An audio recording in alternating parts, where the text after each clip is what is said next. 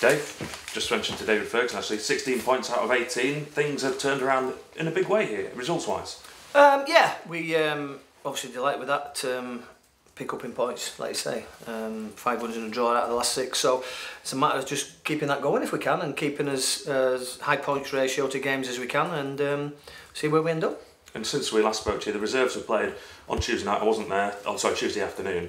But the reports I've seen from Dave and from elsewhere suggest that it was a much better performance. Earlier in the season, we heard some of the players in the reserves getting criticised for their levels of performance, their desire, but that doesn't seem to be the case anymore.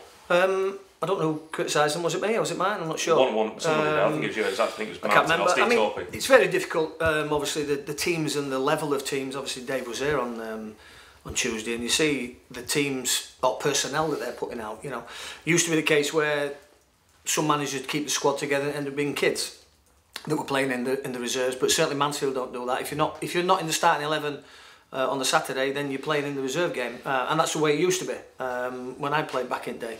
So what they're doing is trying to impress their manager to be one of their 7 substitutes come Saturday. So yeah, it's very difficult when they've got players that's probably, all of them players I would no doubt probably played 150, 200 league games. But that's a test for our lads. We had quite a strong side out actually in terms of seniority, and we gave them a good game. It was 1-1 for a long period of the game with two decent chances to go 2-1 up, maybe 3-1 up, and then in the end they scored from a free kick, and then we took all our bigger boys off to get them ready for Saturday. But reserve team football, it's not really about results, is it?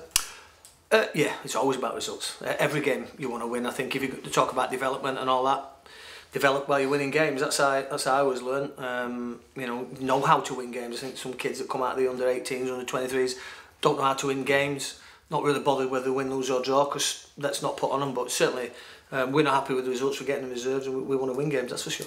When you go to those games as well, is it an opportunity for you to look at the players who aren't in the first teams of some of these other sides that maybe you could bring to York City, or do you think there's a bit of a team like Mansfield probably won't want some of their reserve players dropping down 2 levels? A bit of everything, really. A bit of seeing how our young ones are doing, stepping up in terms of Flynn and Josh.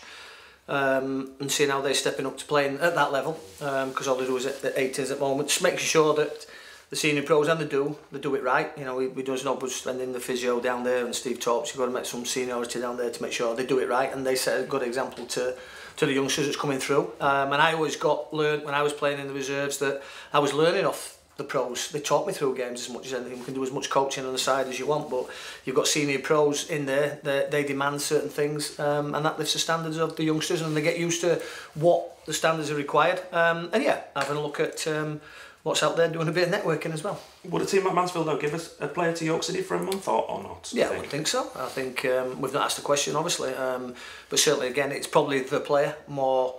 I've spoke to a lot of clubs and the players doesn't want to drop to this level, so probably more the player and his agent who want to put him to this level, and maybe getting found out that they can't handle this level, and then where they're going to go after that. So a bit of everything really. We'll talk about players then. Is there any more players likely to be brought in before this weekend? And Alex Patterson, is there an update on his situation? Same as. I think it's get the window shut February 1st, and then we become available regarding Alex. So no, we're not looking to bring anybody else in. Since we last talked, and since I put my last programme notes up, we've had 2 come back in terms of Ryan. Whitley's come back from his loan at Whitby. They're getting a few.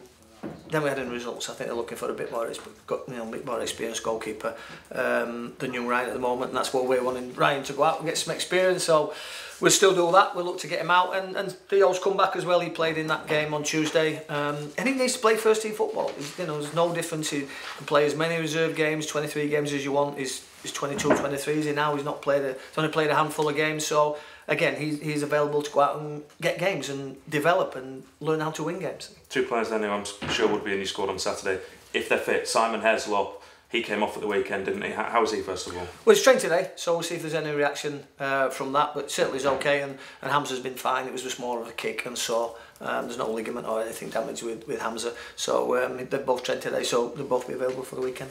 And I'm sure someone went to watch Stockport at Harrogate on Tuesday night. What do you make of them? Well, me and Martin went. It's a difficult game to assess on the 3G because it's a completely different game. People talk about the roll of the ball and the bounce of the ball and everything, but teams play a completely different game than when it's on grass. Forget about the bounce and the touch and all that. It's just a completely different game in terms of the way they play. It's difficult to put your finger on, but they started 4-5-1 and then changed to 4-4-2 at half time. And at 1-1, they had 2 good chances to go 2-1 up, 3-1 up, and then obviously conceding 4. So there's not much in the game in terms of the 2 teams, and at the moment in time with ourselves and most teams at this level, it's fine lines. And they got Oswell up front, who scored a lot of goals, but he got subbed at half time, didn't he? He's not going through the best spell at the minute, I don't think. And they've lost the last 2, Stockport. Maybe a good time to get them? Yeah, but you would think off the back of a 4-1, then Jim's looking for a reaction. No doubt he'll have let them know that. So, yeah, they came off at half-time, but John came off at half-time and Telford and played for us on the Saturday. So, don't read too much into that. They changed it around. The big lad Stevenson went up front, and there's a handful as well. So, they'll have plenty of players that can step in and play. I think there's Bohan Dixon's a striker, can play there as well, sort of thing. So, it was good to see him, and good to get a little feel of him. It's very rare that we get a chance to do that with us playing normally on the same day. So, it was great that we could go up and see him and get a feel for him. And I'm sure Jim Gannon will be saying to his side, after 2 defeats, you want a reaction. What better place to get a reaction than at home to York City? So you know his players are going to be really up for this. Yeah, they will. As I've said many times, it's a big game for the home clubs when we come calling. Obviously, they've got a decent fan base as well, so it all makes it for a nice game. Can I ask you about some of the off-field situation this week at York City? Obviously, the chairman's at loggerheads really with the supporters' trust. Does any of that get to the players? Do you talk about it as a players and the management staff? Certainly, I've not heard the players speaking about it. We haven't, what we can sort of influence is what's happening on the pitch, really. We get on with it, as you know, the chairman's backed the manager with everything he wants to do. So certainly the players, I don't think it really affects players in terms of what's happening off the pitch. Probably a lot of them live away from the area as well and don't really get to know what's in the press, shall we say. So I've certainly not heard anybody talking about it. How's John Parkindow? Was he fine? okay? Yeah, he's trained today and trained. I mean, as obviously said, he had a fitness test on Saturday. He'd not trained since Telford, really. Yeah. He just had a fitness test on Saturday, probably at 1 o'clock before the game. I don't know if he was 100% fit or probably not sharp because he hadn't trained, but he's certainly trained this week, so he's fine. What was it he had? A bit of a tight hamstring, we took him off as a precaution. If you pulled them in a month to 6 weeks, we didn't want to take him off at Telford. As you can see, he's a big focal point for us. So, even if he's not scoring on top of his game, he occupies other defenders and lets other people score goals. So, it'll be fine for Saturday. You mentioned a points to games ratio. Have you got one in mind? No, we've never. No, we've never sort of sat down. Obviously, the result of the weekend, you would expect Salford now to go on and kick on. I think they've got Brackley on Saturday. They get a positive result there. Then teams are scrambling to catch them, and the games are running out. So we just want to try and get as many points as we can and try and finish that as we can, really. Yeah. Theo Wharton, have you had any interest in him? No, he's literally just come back. I think what the situation was there. I think the manager at Tamworth wanted to use that money to go and get a striker, I believe.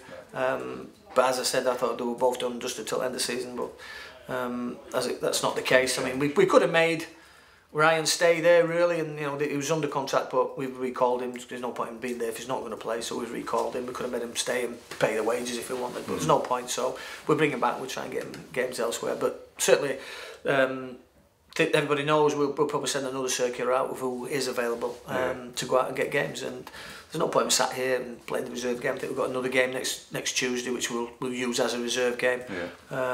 So they'll get game time in there. Maybe people can come and have a look and see what they're all about. Yeah, who are the others that would be available?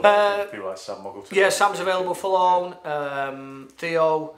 They're all available for different reasons. Some we want to go out and get games to develop. Young Ryan, some are not figuring the manager's plans, like Sam. So we look to move people on.